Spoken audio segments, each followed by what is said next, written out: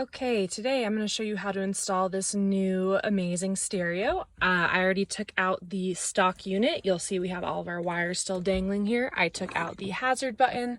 I took out the vents. If you need to figure out how to do this, I would suggest looking up any general video on YouTube for your specific model. We have a 2012 Toyota, so it's a little bit older. So I'm just going to walk through something that might be helpful for people with this model to know.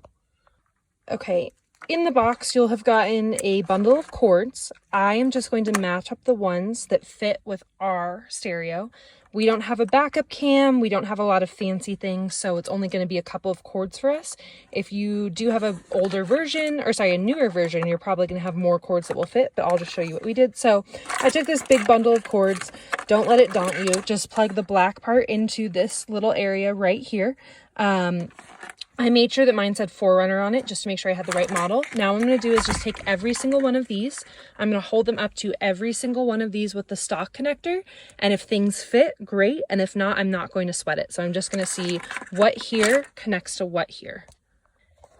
Okay, so for my 2012, only 2 of these matched up. The rest were just not a great fit. You can tell it just snaps right in. You shouldn't have to do any forcing.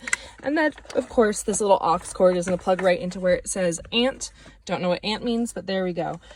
Before I do anything too crazy, I am just going to lift this up, put this here.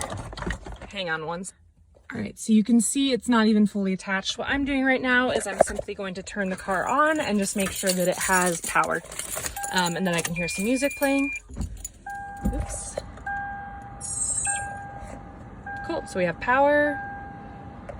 Let's see if I hear some music.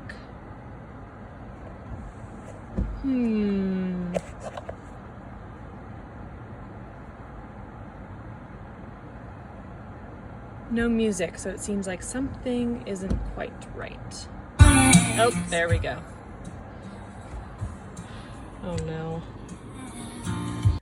Okay, now I'm going to grab the stuff out of the bag that looks like it might be relevant to my setup. We don't have a lot of fancy bells and whistles, so for me I think it's just going to be this GPS, this Bluetooth connector, and then this thing that looks like a microphone. So now I'm just going to go over here and just plug things where I think they fit, and honestly gonna see if any of these other things look like they connect, because why not plug them in? Even if they don't do anything, they won't hurt the car. So I'll do that now.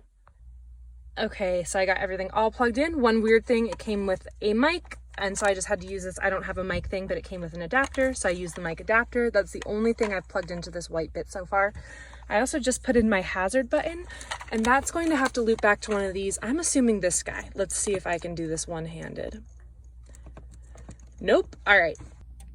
Perfect. I put it in one, well, no, I didn't do one-handed, but you can see immediately it came on because I am pressing against it on this gear shift. So good. Glad to know that works. All right. Now what I'm going to do is I'm going to turn on the car one more time just to kind of figure out, is this Bluetooth thing working? Is the microphone working? Is there a place where they go better than others? Those things all screwed in over here.